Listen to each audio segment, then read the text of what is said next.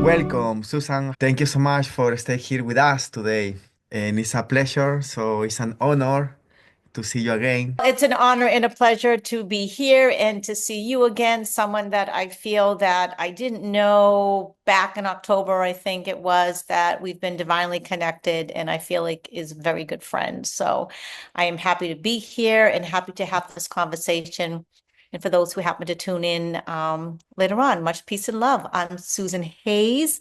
I've been on my healing journey for quite some time and always asking, what's that next step? What can truly allow me to open up my heart?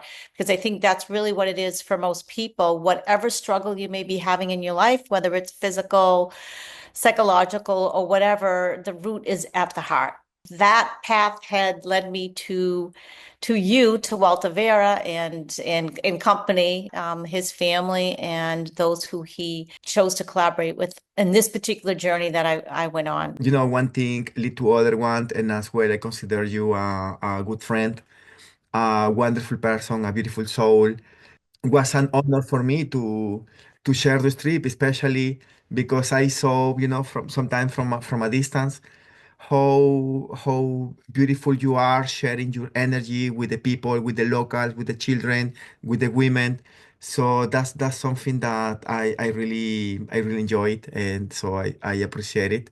Please tell us, Susan. I would like to touch a few things with you, and but first, if you don't mind, to tell us what do you do, and regarding the spiritual world, and how was your spiritual path? So I've done a lot of different things along my healing path, and I would say through incredible pain, trauma, loss, it really propels one either to you're knocked down, you stay down, or you're like, no, what am I going to do about this? It really pushes you to seek out ways to heal that, to find people to help you with that along the path. And I personally do breath work. Breath work is incredibly powerful. I've done it for years, done it with other people, have had it done. And then I still like to explore different options because I don't think there's just one solution. And I don't think there's one solution at any given time, or there's different solutions at different points in our life. Had a lot of trauma and it was manifesting with some physical discomfort and also with my business just not really taking off. Like I was still hiding, so to speak, and afraid to really be seen and come out. And then you and I, by synchronicity, serendipity, happened to find one another through a conversation that led to a Zoom call that really just opened up to that invitation to that trip in Peru. I didn't even really know the details. I just knew that my body was like, oh yeah, this is what you've been asking for. This is what you've been looking for. So that's how I ended up on the trip. And then I'm like, oh, does he do ayahuasca? Does he do plant medicine? Oh, he must if he's a shaman, if he's in Peru. And I had known that I would probably try ayahuasca or an ayahuasca ceremony at some point, just didn't think it would be that soon because I was a little nervous about it. You didn't only try ayahuasca, you tried as well different, different plant, well, the washuma. For example, let me make a parenthesis. Tell me, how was your experience with washuma? Because I think the washuma was your first experience with a maestro planta, these herbs.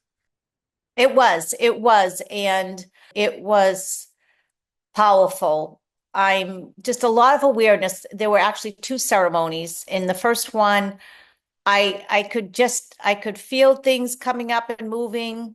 And the second one, I got a lot of clarity. When I say clarity, just in terms of what direction or confirmation of the direction in my life, or why maybe there was some challenges in certain aspects of my life.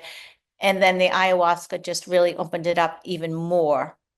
So I'm going to say it was intense. And I think an intense in a very good way. I call the Wachuma and my understanding is it's the heart opener.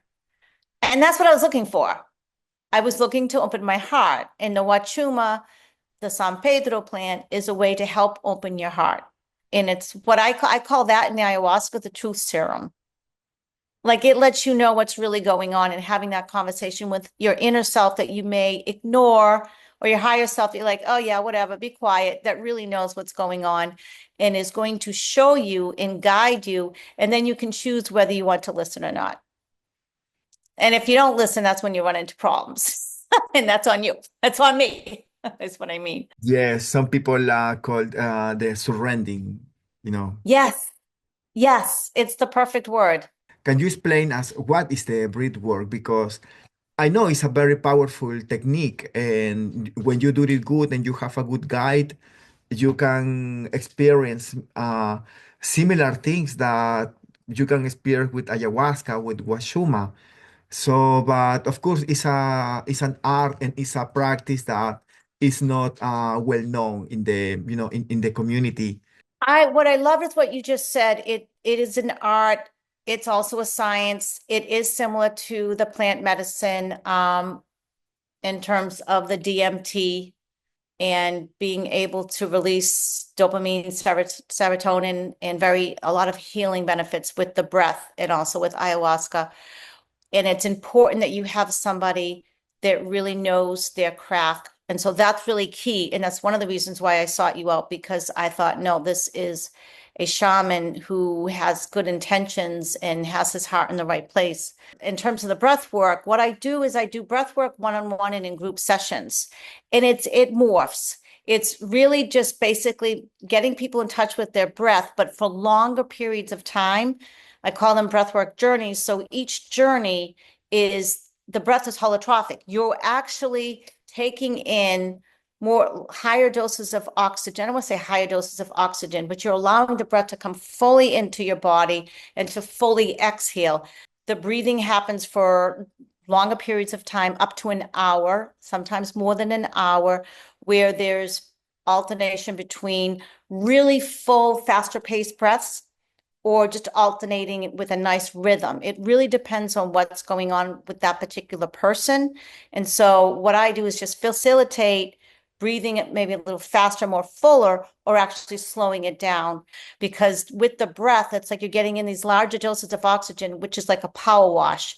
And the air is cleansing out anything that's kind of been trapped, like trapped emotions, limiting beliefs, physical waste, all of that above. And ayahuasca to me does the same thing, but just in a different way. How did you start this spiritual path? How, what was the thing that triggered your research? I'd like to say it's always been on path, but I would say I really started becoming on path when my sister-in-law was diagnosed with cancer. And so, oh God, she's been gone for a while now. I want to say about 20 years ago, and we started researching holistic methods for her. Because I know you, and if you allow me to put it in the conversation that your husband had cancer too. Hmm. Now I am just realizing that if you see the patterns around your life, it was always people with these illnesses, and probably they were trying to spiritually in the spiritual way, trying to make you find the way to or the way to be healed. Yes, and I'm glad exactly.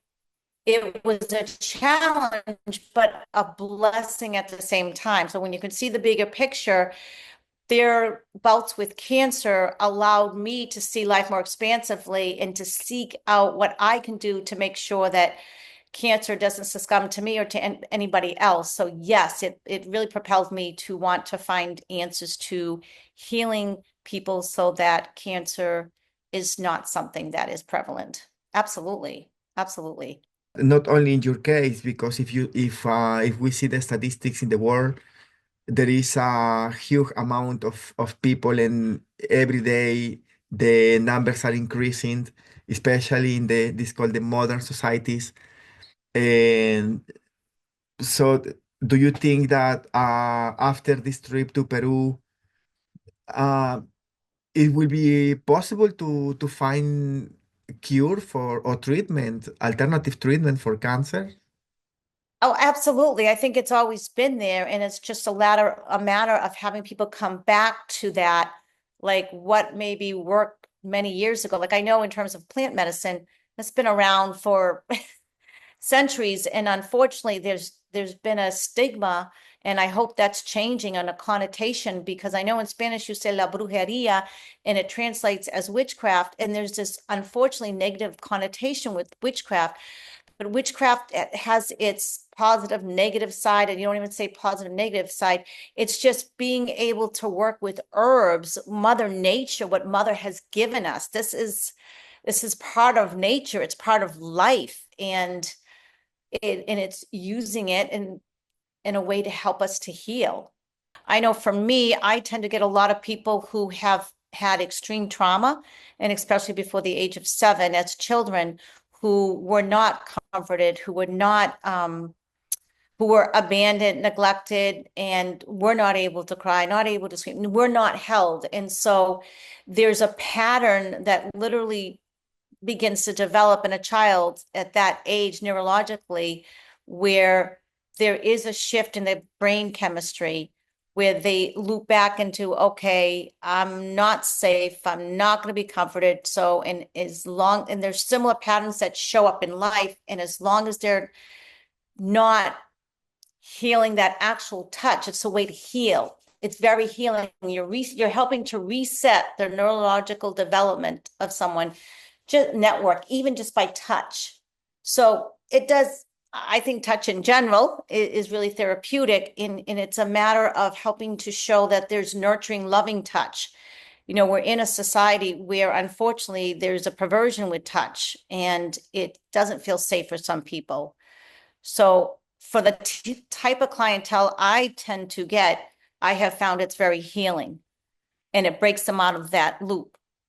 For others, it won't be as healing, and it won't be the right time. And that's why there isn't a wrong or right decision with that. And even with the work I do, there are people who will say, I prefer not to be touched. And I was one of those people. During the trip, you were mentioning different terms that for me was always thinking about what means this term, or where this term comes from. For example, was the flame soul, for example.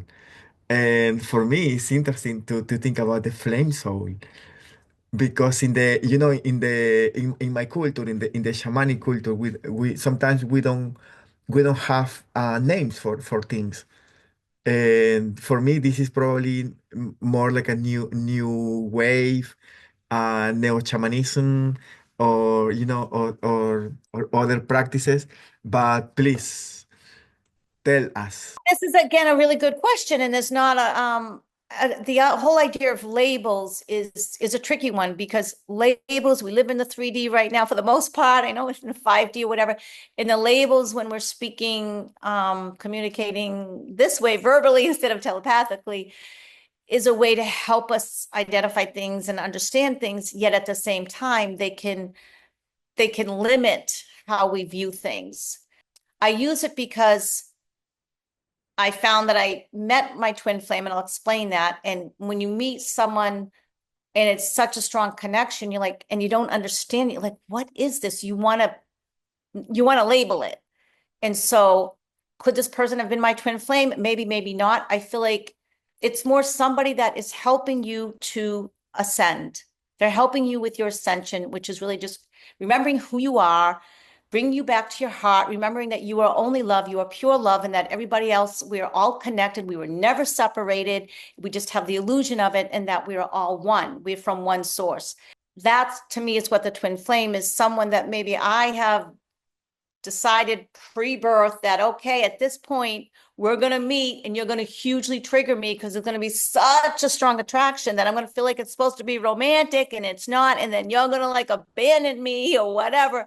And it's going to trigger all these old wounds to help me to heal, to help bring me back into oneness and to sacred union within. And there's a lot of myths, I feel, around this whole twin flame thing, that, oh, it has to be one person, it's this person, or it has to look like this, and you're supposed to be together, it's so romantic.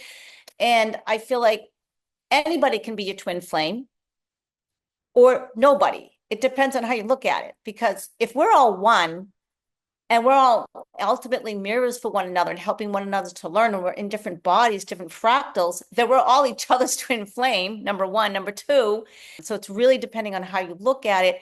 The twin flame, however, has been helpful to me and a lot of people who have met one person where there's such a strong, strong magnetic connection that you're like, what is this? It almost feels like an obsession, and you just can't get this person out of your mind, even though you don't really know them.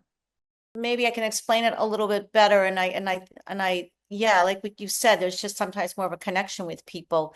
And so the twin flame, it's been defined as a soul that has split. So one soul that has split and chose to live in two different bodies so that when they meet, they mirror one another, they recognize one another, they call them their divine counterparts. And so in the differentiation with soulmate is someone of your same soul tribe or soul group that is not necessarily, excuse me, from one soul. And so even though if we may all be from one source and all fractals of source, it's like we do have what I feel soul families, soul tribes, where there's more of a connection. For me, I feel like you're a soul brother. Like I feel like there's such a strong connection with you that you're part of my soul family. That's what it feels like for me, that there was just like a very like a recognition, a level of comfort, just the energy. It just was very, yeah. And in that sense, an ascension partner, another ascension partner. Ascension partners are anybody that allows us to grow, which is pretty much everybody. And probably you can feel it more because you have a sister and you have a twin sister. Yeah. Do you consider her, your flame soul? She could be. I mean, people say that it's usually romantic. That doesn't feel like romance. There's not romance between us. But we're very, very close. We definitely mirror one another and we help each other to grow and learn. I suppose you could say she's my twin flame. Not everybody would agree with it depending on what the definition is. And that's where the definitions and the labels can limit our understanding of things. So I'd say yes. Other term that you use a lot, blueprint. I do believe, and I may be wrong, that before we were born into this reality, even though we're living in a bunch of realities, that we have chosen we've kind of mapped out our life with key points, what I call key node points, where we may have for opportunities for incredible growth. And so those can look like, extreme challenges, or they can be blessings like a chance meeting with someone like you as a divine connection that helps to really move us along our path. And so that's what I mean by divine blueprint. And it's like a blueprint for a house. You have a certain idea of what you want the house to look like. And so what is your The concept, for example, like the blueprint, flame soul. So for me, was interesting because it was what can I say? Maybe like a scientific in look sounds like a scientific names. A few days ago, I was talking with a friend about names, and she was telling me about the how interesting was the Asian languages, and because they name things because of the onomatopoeic concept or because the meaning of something special. And I was related with the, for example, with the in the Amazon or in the indigenous culture in the rainforest. So usually the indigenous people they name things because of their sounds or because of they look like. Do you feel that beside the shamanic ceremonies and the medical plants, the trip to Peru changed your life or your perspective? oh God. There's so many elements. And let me just share this because I think sometimes, I mean, I hear a lot of stories from people and just talk about how it's life changing. But there's little things that may happen where people may like, oh yeah, but then I felt like this. I have a couple of days after I got back from Peru, I woke up early in the morning and right here by my nose, I felt this like a poof energetically, like all of a sudden it was just clear. And so some people may say, oh, I don't feel good. What's going on? That's a side effect. No, it means I had all this energy inside me stagnant and now it's clearing and, I'm cleansing. So that's just one of the things that I've noticed with, my experience with the ceremonies and just all of Peru. It wasn't just the ceremonies, it was the places that you chose. So the Andes, the altitude, salute. Speaking of like purging and moving through, um, it was just all the elements. You obviously gave it a lot of thought. You know the areas really well. You're from Peru, and the different people that you chose to be part of the trip, that you chose to collaborate with. All of those elements made such a huge difference and made for so much to amplify the healing. I am in my process of really integrating. I've been sleeping more. I feel like I'm recalibrating. Like my neural pathways are just they're like really like I've just been totally upgraded. So I'm incredibly grateful. Incredibly grateful.